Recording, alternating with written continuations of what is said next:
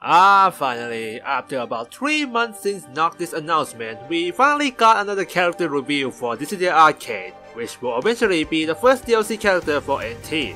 And while everyone just got hyped for Super Smash Bros. 4 2 and the character speculation war has already been begun, I'm gonna be here in this 10 times smaller scale war that is Dissidia. The broadcast that announced this will be on next Tuesday, one day before the update comes to the arcade. Which aside from character announcement, there's gonna be a typical character pass and maybe some update for NT. Don't know what it is, so just don't get your hopes up yet. But if you're wondering how long does it take to get a new character in NT, well, they said that for characters, the gap between an arcade and NT is at most 1 month. This next Wednesday, they will update the Battle of God event, which will last about a week, and then the winner of that event will get an early access to a new character, which I guess will last about 2 or 3 weeks. So technically, the new character will come out in 3 or 4 weeks after the announcement. So for NT, it's at best 3 weeks and at worst 2 months. From now at least, take that as you will. But anyway, here's my candidate for this first warrior. They already hint that it's going to be a new male villain from the later title, which is from Final Fantasy 8 to 15. I'm going to mainly mention the one from 11 to 15 that is not MMO titles, cause I think adding a character from the title that already have like 2 characters is kinda redundant, and I'm not really familiar with MMO title, so I gotta leave that to other people. Well, without further ado, here's our first round contestant.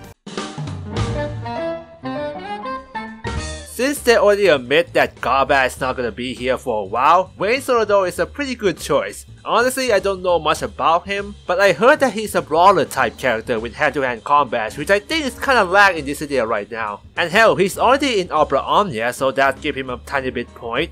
Or maybe not. I'm still confused that when they said it's gonna be a new character of the series, are they count Opera Omnia as well? If that's true, then a lot of characters can be cut out from the season pass. Cause holy crap.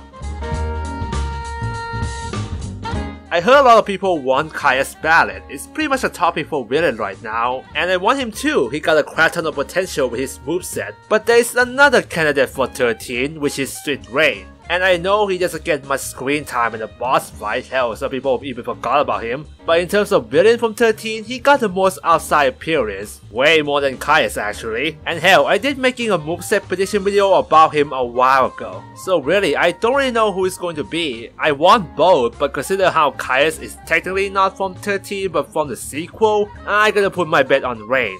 And we'll see. Well, this one is freaking easy, and probably the most likely one too. FF15 is the most recent game. If they're going to have a villain that is the most recognizable, it's gonna be Arden. For a while, I can't really think he will be a character though. At best, I feel like he can be a skin for Nog, but after episode Ignis DLC and more scene coming up, yeah, there's a plenty of way to make a moveset out of him. Maybe having him being a heavy fighter and mostly use elemental power and dark magic. And maybe using some Noctis moveset from FF15 that is not in Dissidia. And of course his alternate weapon, obviously, is going to be a hat. Outside of these, there's still some less likely choice like Safer from 8, Seymour from 10, and a Quaterno villain from 11 and 14. But there's no point of speculating really hard right now. It's just in a couple of days, so let's see who's going to get a seat. Anyway, I'm True Base Seeker, and if you excuse me, I'm gonna sit here and hope Sora get into the smash. What? If I can't get him in Dissidia, might as well just hope for everywhere else.